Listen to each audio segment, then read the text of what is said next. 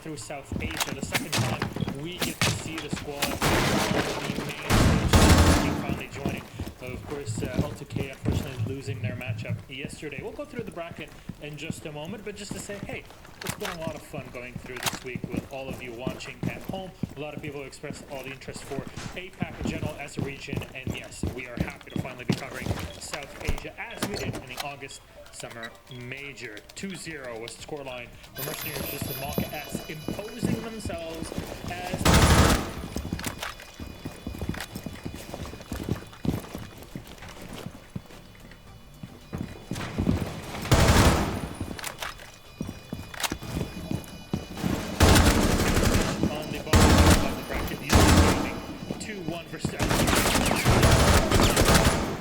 overtime is 2 out of 3 matches. Their team finishing up 8 at the end of the day. And ace even rounds that was beautifully done by the UG players. So exciting game. A lot of times for us, a lot of plays for us to kind of come in and explore these things, explore the regions in general, because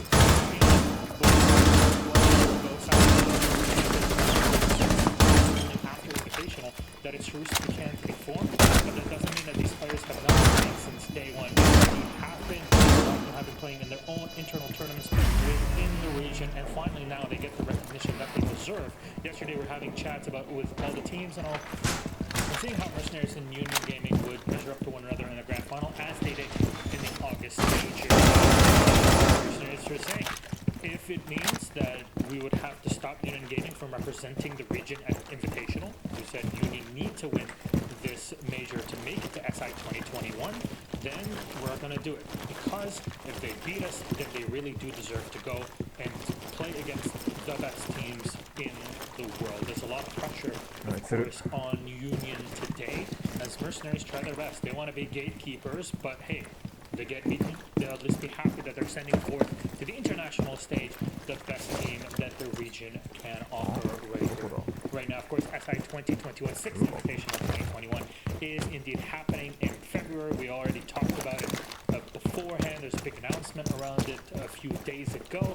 So it'll be 2020 February in their own land bubble. So making sure that things are safe given all of the COVID regulations that we all have to work with right now. The fact that some people need visas to travel over here and there, players, people, talent, all of that.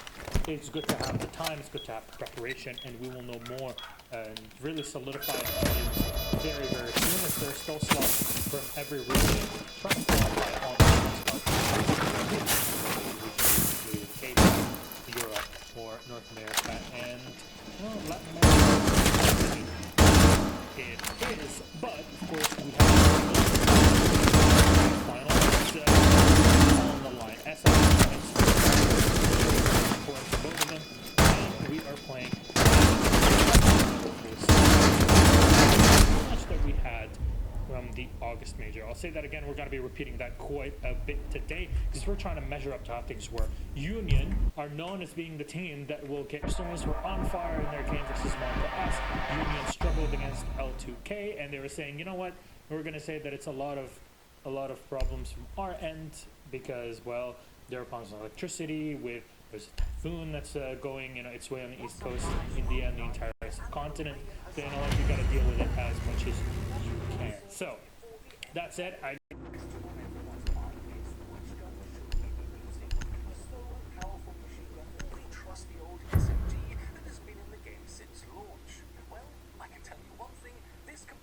worked out much closer than I expected. So come, let me show you what's up.